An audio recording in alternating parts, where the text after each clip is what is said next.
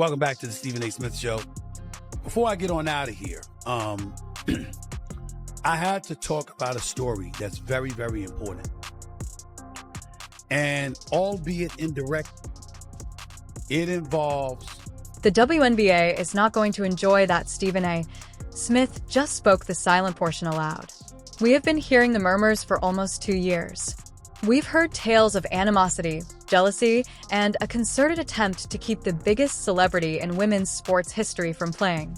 However, this week's events involving Nike, Travis Scott, and the Kelsey brothers have completely altered the professional basketball scene. This morning, Stephen A. Smith did more than just defend the star of the Indiana Fever. What we all suspected but were too scared to voice was verified by him. Caitlin Clark is more than simply a basketball player these days. She is a global economy, and no amount of public relations can close the gap that has grown between her and the rest of the league. You were mistaken if you believed that the initial $28 million contract was the big story.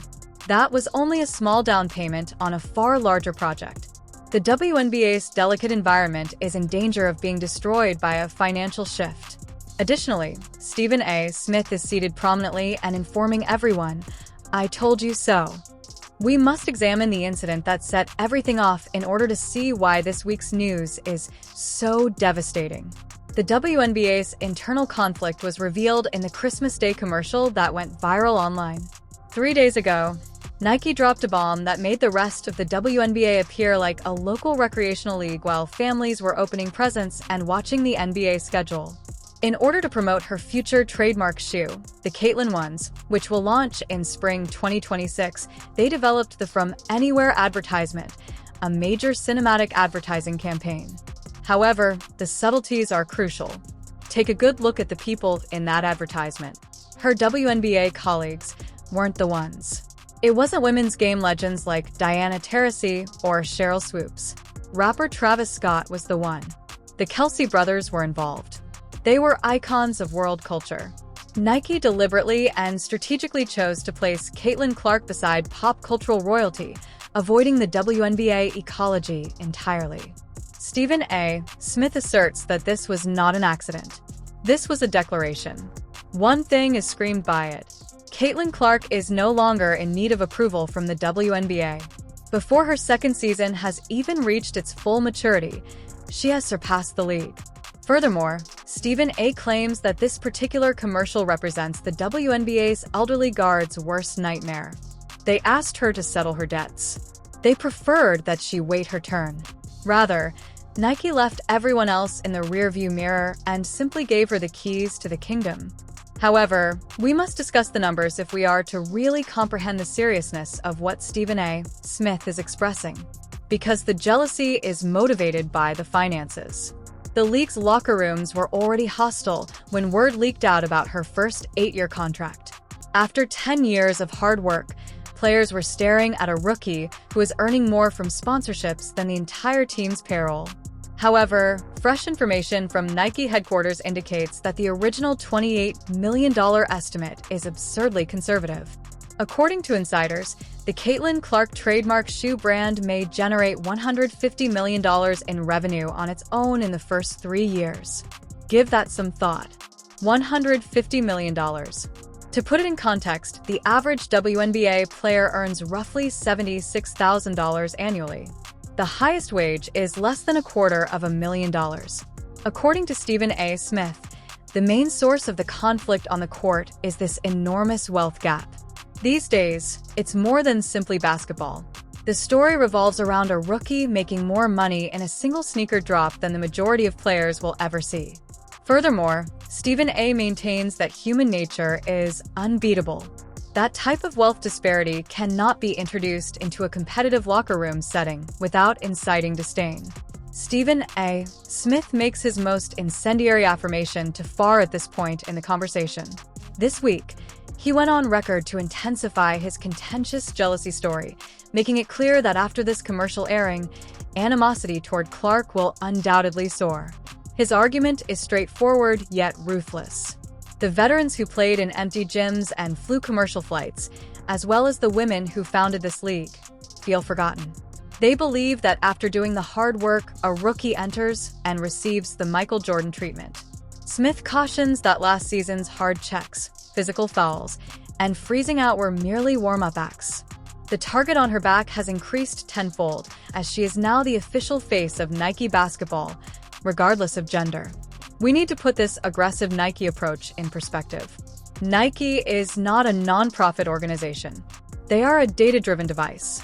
The ratings were visible to them. They observed the sales of jerseys. In Indianapolis, they observed the lines encircling the block. They knew right once that Caitlin Clark is a unicorn. Nike took a different approach. While the WNBA League office worked to share the marketing funds across all 12 clubs in an effort to achieve equity and balance. They bet everything on the star. Stephen A. Smith has been critical of the WNBA's handling of Clark's arrival since the beginning, claiming that they fumbled the bag by attempting to stifle her fame in order to appease other players. This reveals the league's enormous strategic failure. The WNBA made an effort to be polite. They attempted to make the statement, "We are a league of many stars." Nike responded, "No, you have one mega star, and we are going to treat her like it." The league is embarrassed by the disparity. While the NBA views her as simply another rookie who needs to get in line, Nike views her as an icon.